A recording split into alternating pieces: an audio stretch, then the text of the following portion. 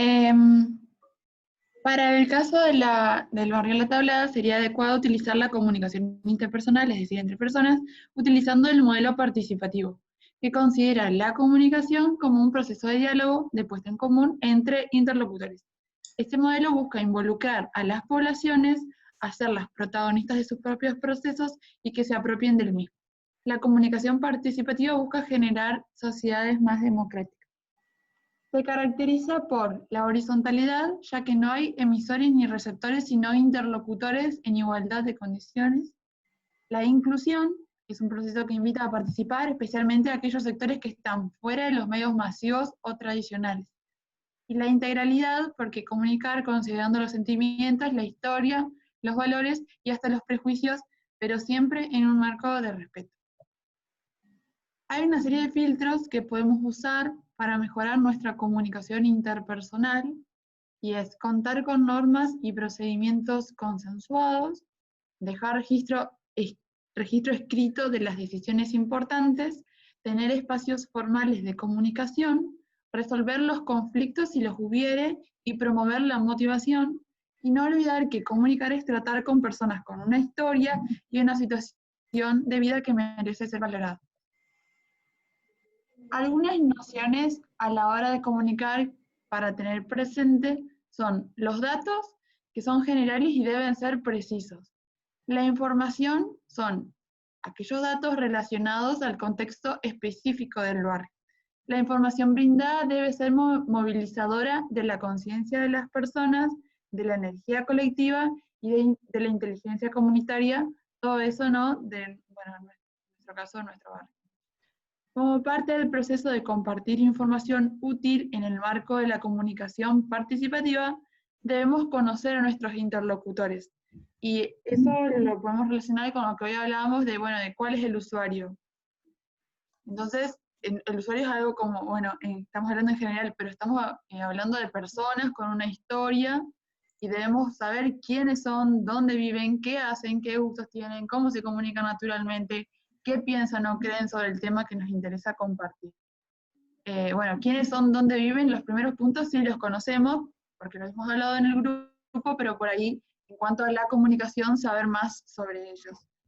También tener objetivos claros de comunicación, por qué ese mensaje es importante y qué otras acciones acompañan los mensajes, y reconocer todos los medios disponibles a los que ellos acceden, desde los masivos y tradicionales como la radio, la televisión, los carteles en los árboles, los mensajes en misas ocultos, la realización de festivales o concursos. Otro punto es la comunicación, que puede ser mediante palabras, gestos, imágenes, sonidos, movimientos, comunicando el tema que informamos, que tiene que ser pertinente, útil y sobre todo debe ser claro. Debemos procurar que nuestro lenguaje sea el más indicado para acercarnos a nuestros interlocutores, es decir, la gente del barrio, para que realmente generemos una situación de diálogo y de entendimiento mutuo. Hay que saber usar palabras que sean conocidas, hablar como habla la gente del barrio. Hay que tener muy claro, hay que tener en claro muy bien qué es lo que queremos comunicar y con qué objetivo. También, y por último, el conocimiento, que es la mezcla de experiencias, valores, información y el saber hacer, que sirve como marco para incorporar nuevas experiencias e información. En este punto hablaba que, o sea, no se puede hablar de algo que se desconoce. Entonces es importante conocer sobre el tema, ¿no?, que se quiere comunicar. El conocimiento se construye y se recrea en las relaciones interpersonales, en el intercambio y diálogo entre interlocutores. Por lo tanto, debemos esforzarnos en generar procesos de comunicación que permitan a nuestros interlocutores contar con información adecuada a su realidad y a sus necesidades. Y bueno, ahí termina la presentación.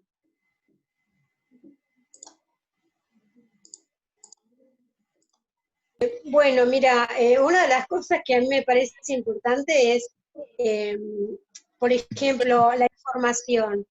Había una preocupación en el barrio sobre la calidad del suelo, si estaba contaminado, sobre ese suelo, si se podía asentar o no. Si nosotros somos técnicos trabajando ahí, tenemos que tener un muy buen estudio del suelo.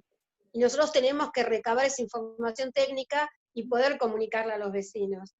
En el caso, por ejemplo, del barrio Papa Francisco, la gente sabía que en donde estaban asentados había habido un cementerio de autos de la policía con miles de autos, y esos autos con esas baterías habían derramado una cantidad de material tóxico. Entonces, una de las partes del equipo técnico del taller libre digamos, de proyecto social fue conseguir esos estudios técnicos por la gente de la Facultad de Ciencias Exactas de la UBA, conseguir esos análisis. Y eso fue muy importante. El caso, por ejemplo, del liderazgo que tuvo el grupo y los arquitectos que hicieron el proyecto Monteagudo, fue tener siempre información cierta digamos, de laboratorio, por ejemplo. Si se habla del arroyo, de repente tomar medidas de la calidad del agua, digamos. Nosotros tenemos que aportar un conocimiento que la comunidad no tiene, pero tenemos que también asociarnos con otros socios técnicos para ir, no con opinión, con información que sea relevante y cierta para la gente, ¿sí? Sí, es verdad. Eso es muy importante. La seriedad de la información, además de conocerlos a ellos, de aportar información que ellos puedan tener, no solo opinión, sino argumentos, y que compartan esos argumentos para pelear por sus derechos, ¿no? ¿Cuál es la calidad del suelo en la tablada? ¿Qué se puede fundar o no? ¿Cómo podemos fundar?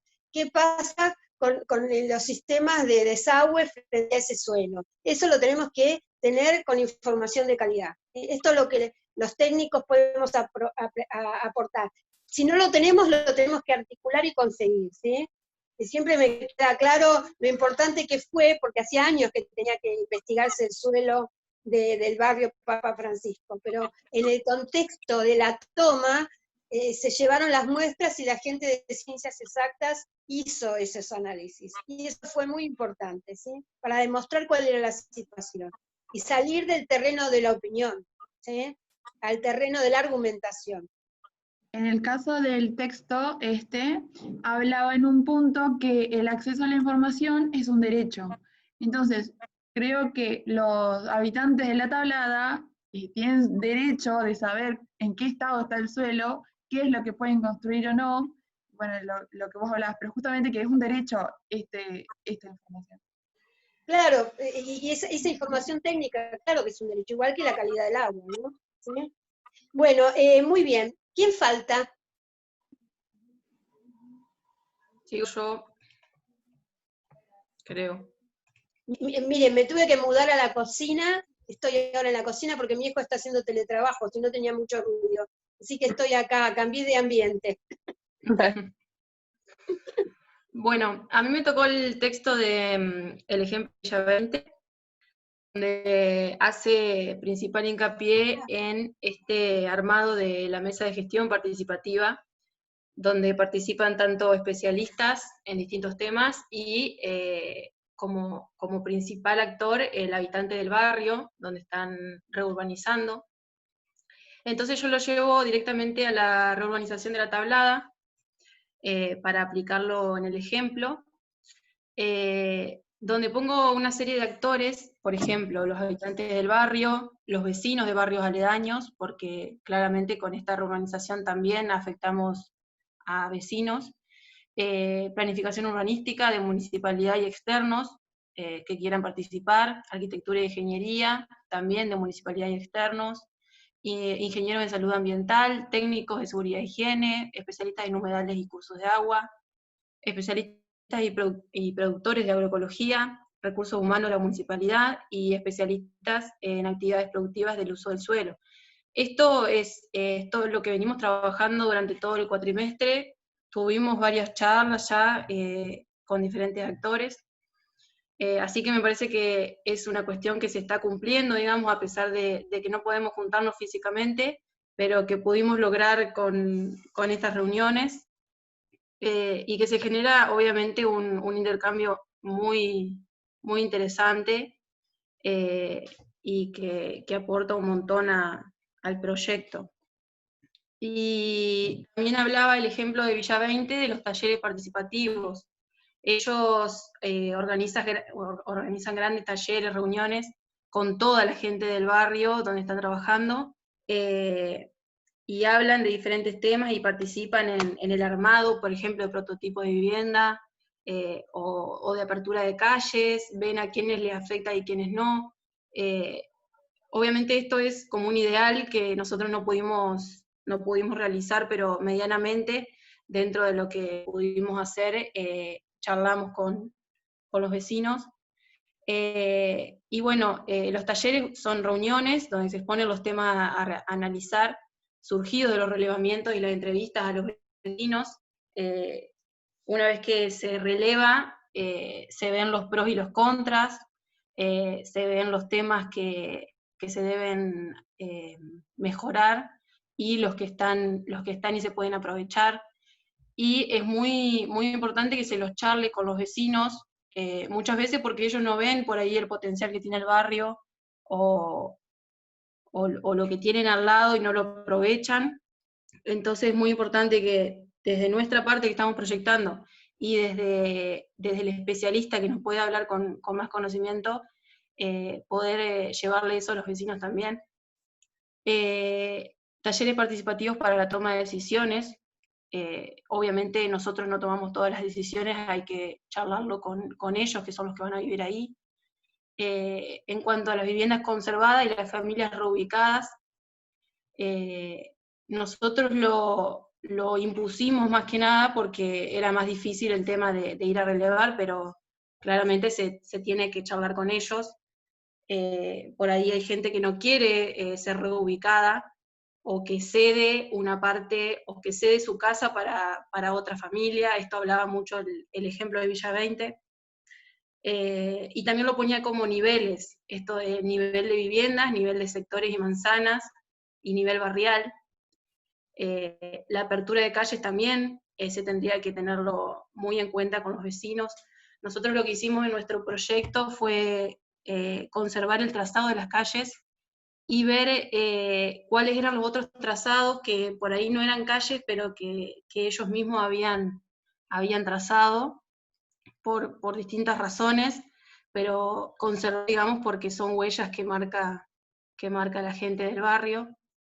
El recorrido del colectivo también lo quise remarcar, porque es una cosa que afecta mucho, digamos, al diario, y que también puede afectar a vecinos de diferentes barrios. No es una cosa solamente de un solo barrio. Y en cuanto al recorrido que hacen al trabajo o a la escuela, es muy importante charlarlo con ellos. La exposición de prototipos de vivienda y debate con los futuros usuarios, es lo que estaba hablando recién, de poder ver bien cómo ellos lo van a usar, y obviamente lo que estuvimos hablando también los otros compañeros, cómo lo van a usar, qué necesitan, todo esto del sector productivo, brindarles a ellos el equipamiento, un poco lo que habla después, los equipamientos necesarios en la zona. Los habitantes del barrio, otra vez repito, y de barrios aledaños, por los trabajos que realizan, y el equipamiento que necesitan para realizarlo. Darles también sectores de comercio, de talleres, de lo que ellos necesiten para trabajar. Eso es más o menos lo que hablaba Villa 20 y lo que yo pude aplicar en la tablada. Muy bien, ¿algún comentario? Volví a mi lugar habitual.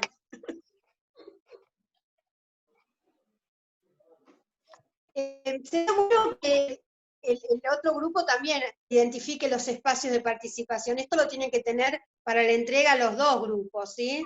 O sea, que échenle un vistazo a este trabajo de Villa 20 porque es muy aplicado, es muy útil verlo, ¿sí? Más allá de la repartija de los temas, yo creo que la identificación de actores y el trabajo de Villa 20 es fundamental porque es como que no es un solo espacio, hay diferentes espacios donde se toman decisiones, ¿sí? Que están articulados entre sí.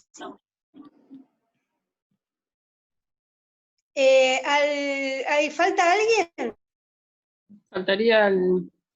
A ver, ¿Franco? Franco. Bien. Ahí se ve. Sí. Sí. Bueno, a mí me tocó lo que es la propuesta para la institucionalización del empoderamiento de los sectores favorecidos en las políticas públicas, bueno, de Graciela Faliveni y Graciela Silva, el cual sacó un tercer premio en el concurso de la Carta Iberoamericana de la Participación Ciudadana de la Gestión Pública, sobre lo que es el empoderamiento ciudadano y de gestión pública. En cuanto al empoderamiento, podemos decir que es una serie de procesos por los cuales aumenta la participación de los individuos y las comunidades, que generalmente se encuentran en una minoritaria o desigualdad en temáticas de, bueno, como la política, la economía, en el modo de vida, y así poder impulsar cambios para el grupo y individuales también, y en las situaciones de vida, ¿no? Generalmente implica que el desarrollo de una confianza en el individuo para que genere sus propias capacidades y acciones, junto con el control de los recursos, la representación de los cuerpos de toma de decisiones y la participación de los procesos de planeación. Por eso se configuran como unos 3 niveles de empoderamiento, en el cual se encuentra el nivel personal, que es cuando se trata más de llevar la confianza en sí mismo, para que pueda ver la capacidad que tiene realmente. También Acordate que en esto el nivel de las relaciones cercanas. Franco, esto lo hablamos, ¿se acuerdan cuando vino Nora? Que Nora y Sergio decía cómo había crecido Nora en la relación. Claro, eso es lo que decíamos del empoderamiento, que le llegó a, claro, a conseguir un trabajo también gracias a todo esto. Uh-huh. Bueno, a ver. No, seguí con los niveles. La relación, estábamos en el individual. Seguí en el nivel se me fue. Ajá. En el nivel de las relaciones cercanas es cuando ya se empieza a tener más relación en la toma de decisiones de la misma. Esto podría ser en unas charlas vecinales, por ejemplo, que se pueden dar a través de pequeños grupos que vayan debatiendo los temas que influyen en la vida misma, y ya un nivel más colectivo donde estos individuos, sean en las relaciones cercanas o individuales, trabajan en conjunto con la participación de políticas públicas para lograr un impacto más extenso, ¿no? Claro, ahora lo que estamos viendo, que los programas actuales que se van a hacer a través de ONGs, y hay poco nivel de organización, entonces es como que están planteados con un nivel de organización estatutaria que todavía, por ejemplo, estos 2 barrios no lo tienen. Sería importante que estos programas ahora que se están planteando ayuden a que la gente se organice, ¿no? Sigamos. Claro. Por eso mismo este empoderamiento implica deshacer todo esto negativo que tiene la sociedad para que esta persona empoderada puedan verse a sí misma teniendo la capacidad y el derecho de actuar y tener influencia. No, pero esto no se puede dar así como así si la reducción de las brechas no son posibles si las sociedades se limitan el acceso a la educación, por ejemplo, con las escuelas, la salud, una vivienda digna, ya sea porque el libre mercado se lo niega o simplemente la característica de la propia ciudad hacen que no sea accesible, ¿no? Para gente con problemas de movilidad, por ejemplo. Igual que la cohesión social, que se presenta de manera más fuerte en el interior, provocan problemas de deudas, de ansiedad, de baja autoestima, de mala salud, entonces hacen que tengan unas malas condiciones de vida. Por eso la resolución y encontrar estas problemáticas al principio hacen que se pueda llegar a un cimiento fuerte, ¿no? Donde se puedan determinar estas redes entre las personas y las comunidades para potenciar lo que son el apoyo mutuo, la información, la confianza y lo mejor de los niveles de la inclusión social. Este proceso de empoderamiento de los sectores desfavorecidos debe permitir que los grupos empoderados puedan ejercer influencias a nivel político, el cual reafirma la necesidad de considerar de manera integral todos estos procesos, ya sean redes orientadas a la institucionalización, esa palabra me mata, del empoderamiento. Estas redes es conveniente que se usen de manera más horizontal y no tanto piramidal, para que estos individuos puedan tener mayor contacto, ¿no?, con todos los puntos. Este empoderamiento, bueno, de las personas que viven en la pobreza o en situaciones vulnerables o marginadas, es necesario que se organicen y participen en todos los aspectos de esta vida, ya sea en la vida política, económica, social y cultural, para que puedan convertirse en ciudadanos socialmente activos y empoderados, ¿no? Como se puede ver en este gráfico, que está muy interesante, de estas relaciones horizontales que se pueden dar, hay una serie de factores claves para poder institucionalizar este empoderamiento, ¿no? Como son las presiones de la sociedad civil. Esto sería más que nada de la relación esta que tienen las personas, encontrar el enfoque del problema para ver las realidades Bueno, entre ahora, los hombres y las mujeres. Franco, sí, Ajá. una cosa, antes de que sigas. Esto de las presiones de la sociedad civil lo estamos viendo, por ejemplo, con este movimiento que las vidas negras valen, que se ha puesto internacional, aunque hace ya 70 años o 60 años que están en la lucha por los derechos civiles, y hace más de 100, como 100 y pico, que terminó la esclavitud, de todos modos hay exclusión. Y entonces hay como ahora una presión global, y esa presión se pone en la agenda, esa presión. Por eso ahí, esta red la hizo una planificadora británica, ¿sí? Karen Levy, es muy interesante. Sí, Karen Levy. Sí.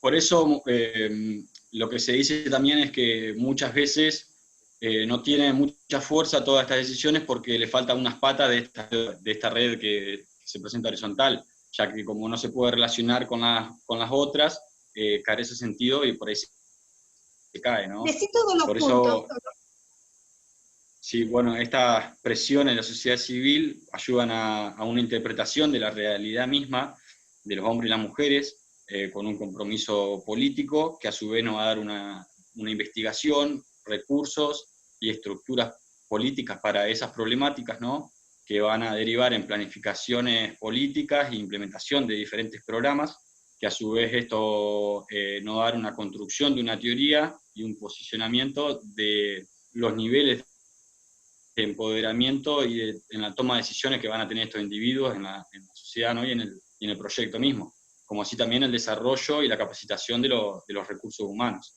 que nos va a dar los procedimientos y las diferentes metodologías, como también los puntos de evaluación posteriormente. Muy bien.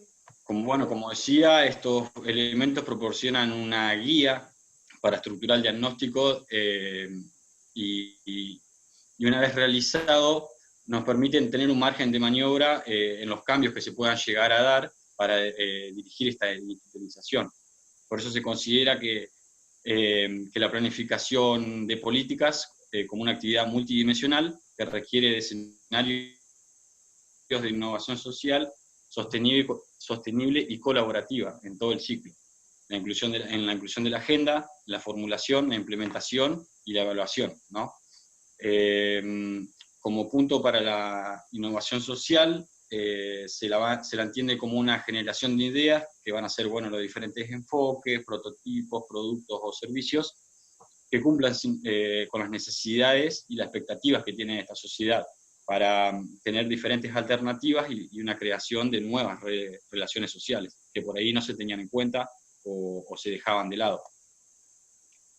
Esta inclusión social y ambiental, económica, equitativa y sostenible va a ser el resultado de la comunidad y de cambios en los sistemas de relacionamiento de las personas. De acuerdo con este enfoque sostenible, colaborativo, este logro se va a dar si todos los grupos están involucrados, ya sea las personas que están marginadas, que son los actores principales, los agentes de más poder, que en esto entraría como son los dirigentes de estos grupos, como es Checho para el caso de las mandarinas, y como las agencias de gobierno que puedan ser involucradas para darle más rigor a este marco.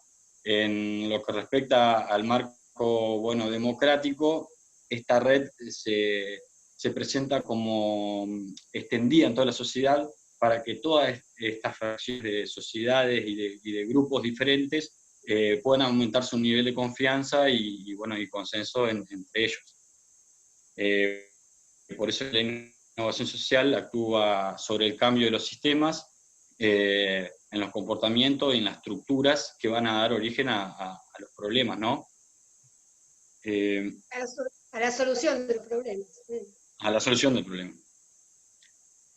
Por eso, bueno, da también como unas pautas de lo que es un poco el acceso, que ya que se proporcionar igualdad de oportunidades a todos, se utilizará un lenguaje que sea comprensible también, los procesos de comunicación y colaboración serán sinceros y se respetará a todo el mundo, no habrá ningún juicio previo en las decisiones, esto quiere decir que cada propuesta individual se presente y se discuta por igual, que todo el mundo pueda estar comprometido con la decisión final, y habla que si se tienen en cuenta estos requisitos mínimos, podrían minimizar los procesos que imponen, ¿no?, sus propios planes y proyectos.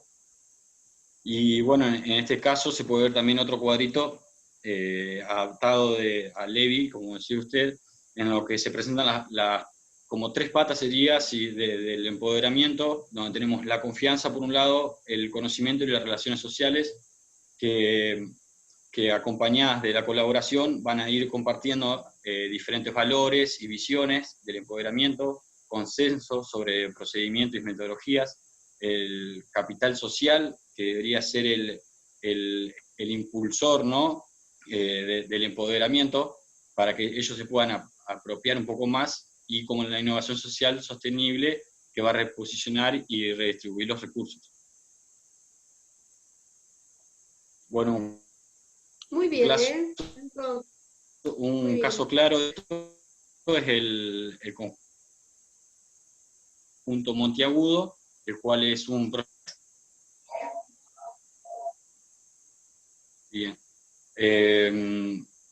que es realizado por la MTL, que es un movimiento de liberación territorial de Buenos Aires, que es un grupo piquetero que nació por la crisis económica del 2000, el cual, bueno, se juntó para construir este gran conjunto de vivienda social, que aparte de las unidades residenciales también tiene diferentes usos, como diferentes comercios, áreas comunes, guarderías, emisoras de radio, etc.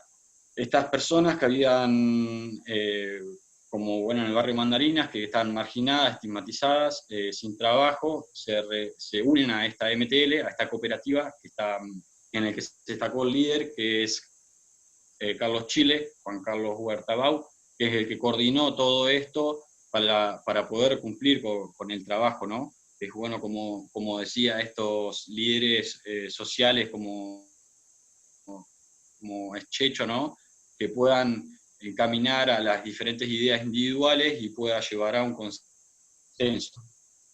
Este conjunto tuvo diferentes fines y objetivos, como es asegurar el acceso de los desempleados y sus familias que estaban sin un hogar a la vivienda asequible, digna, de bajo costo y de gran calidad, evitando la transferencia de recursos públicos y la firma de construcción privada, que solo buscan la ganancia propia. También es generar empleo por medio de un proceso desde abajo, devolviendo la cultura del trabajo, la solidaridad y el desarrollo de capacidades, que esto se da muy bien con los talleres, por ejemplo, que llaman y hacen un ingreso de los individuos para que puedan ser empoderados con un producto, con un trabajo. Y demostrar, bueno, que los trabajadores organizados pueden maximizar los recursos recibidos del Estado y administrarlo de una manera transparente y eficiente. Este proyecto fue inaugurado en el 2007, es adecuada a la composición familiar. Esto es justamente por este trabajo los mismos individuos en la toma de decisiones, especial de los materiales con niveles de alta calidad, porque no quiere decir que una construcción de un barrio piquetero a nivel social no pueda tener la calidad correspondiente. La eficiencia del gasto de recursos públicos y estatal, la eficiencia de los adjudicatarios de la vivienda, ya que como trabajan en él, van teniendo mayor significado y mayor como compasión, ¿no? entre su trabajo. La apropiación por parte de sectores de escasos recursos, históricamente segregados a la ciudad, en zonas consolidadas de la ciudad, la ubicación del mismo, ya que está ubicado en una antigua fábrica de pintura, en un barrio bastante degradado. Con la implementación de este proyecto se reactivó toda esa zona y se dio un lugar mucho más pleno, ¿no? Con mayor integración de los ubicatarios del programa de entramado urbanístico en el que se insertan, y habilitó diferentes procesos colectivos. Este proceso de construcción que promueve las ayudas importantes como son la multiculturalidad, que esto, bueno, con el barrio nuestro, entre los que son el barrio mismo de La Mandarina o los peruanos, esta heterogeneidad hace que no sea tarea sencilla, pero sí es mucho más enriquecedor cuando se logra el fin, ¿no? Y donde esta experiencia ha empoderado a todos los residentes y miembros de esta cooperativa, ya que han visto los resultados mismos de la lucha y son capaces de establecer un nuevo precedente y un ejemplo positivo para otros grupos de la comunidad. Como se ve ahí en la foto, bueno, la MTL tiene cerca del 40% de mujeres trabajando, el cual muchas ni siquiera habían estado en una obra, y con los primeros pasos, obviamente que con miedo y todo, fueron contando sus propias experiencias, de que, bueno, hoy tienen un oficio propio, algunas de las mujeres, como colocar cerámica, por ejemplo. Entonces estaban, una vez terminado su trabajo de un balcón, por ejemplo, de revestimiento de un balcón, estaban más que satisfechos, ¿no? Con esto. Y bueno, ha empleado más de 400 empleos permanentes que se fueron generando, y representa una victoria simbólica, ¿no? En esta lucha de lo que es de la familia de bajos ingresos y el empoderamiento en sí mismo, ¿no? Y eso sería. No.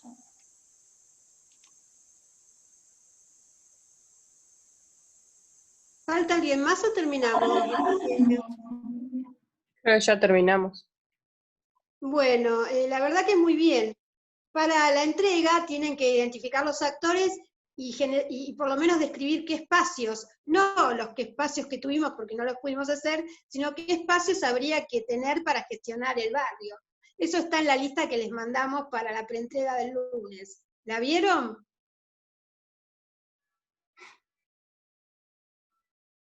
Sí. Sí. ¿Alguna duda? Estuvieron muy bien hoy. ¿Y Pepo, algún comentario?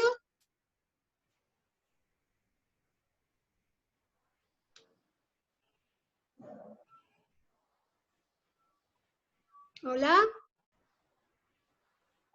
Bueno. Hola. Bueno. Graciela, yo lo que comentaba hoy con Guillermo, que por ahí lo que no pusimos, no sé si en realidad está incluido en los seminarios, es el marco teórico, no sé. O podría haber una breve referencia. El marco teórico del trabajo práctico. El marco teórico estuvo en los seminarios y ellos lo pueden poner como bibliografía. El marco teórico de la ciudad productiva, la participación social, son los ejes.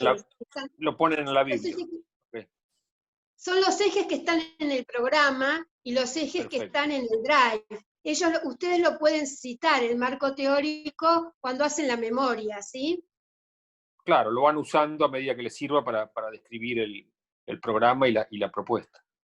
Claro, Donde yo creo que es corresponda, importante porque yo veía irlo en lo que articulando, mostraron hoy, sí. en lo que mostraron hoy, en muchos casos hay conceptos que son útiles para justificar o para explicar por qué tomaron tal decisión. Bueno, porque por ejemplo el design thinking, qué sé yo, tal cosa, y entonces se tomó esta decisión, digamos, ¿no? O porque tal metodología participativa arrojó tal conclusión, ¿no? Y hacer una muy breve referencia a ese tema.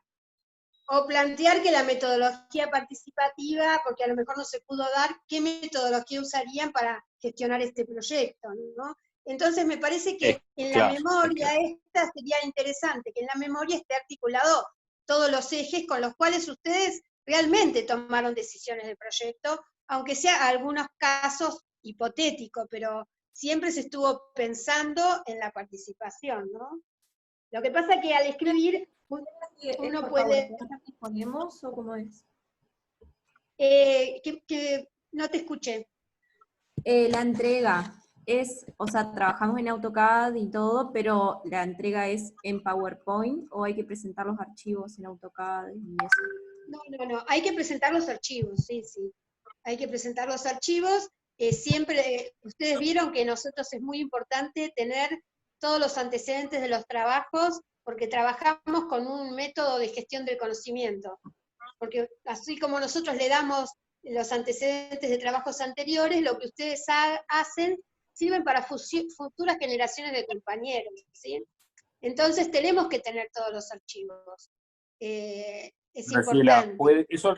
eso no excluye que pueda haber un PowerPoint que actúe como una síntesis que sirva el día de mañana o en cualquier momento para presentar una especie de síntesis del trabajo. A eso me refería. Claro. Sí, eso sería bueno que esté. Yo creo que en la pre-entrega nos van a mostrar el PowerPoint y nos tienen que decir el índice más o menos de cómo va a estar el trabajo, y yo creo que la entrega, como vamos a hacer también en los municipios, la entrega es toda la documentación, ¿sí? La entrega yo creo que puede ser el lunes, hacemos la preentrega, la entrega puede ser el miércoles, o si quieren la podemos correr para el viernes, ¿sí? Porque creo que todas las cátedras tienen entrega el viernes. Esto lo acordamos acá. Ok. ¿Qué opinan, chicos? Virginia, pon el principio, si lo está mostrando vos. Sí. Bueno, a ver, explica un poquito, Pepo. Si se corta, seguimos un poco, ¿eh? Quizás falta, donde dice resumen, la memoria descriptiva. Optamos con Guillermo por ponerlo en 2 columnas para no ser reiterativos. Cada punto de esos que ustedes ven en la primera columna, resumen, metodología, todo lo que sigue para abajo, cada punto de esos tiene salvo algunos que no, pero casi todos tienen una forma de expresión que es textual, o sea, un texto escrito, y una forma de representación gráfica. Quizás nos faltó en el resumen, que es el primer renglón, digamos,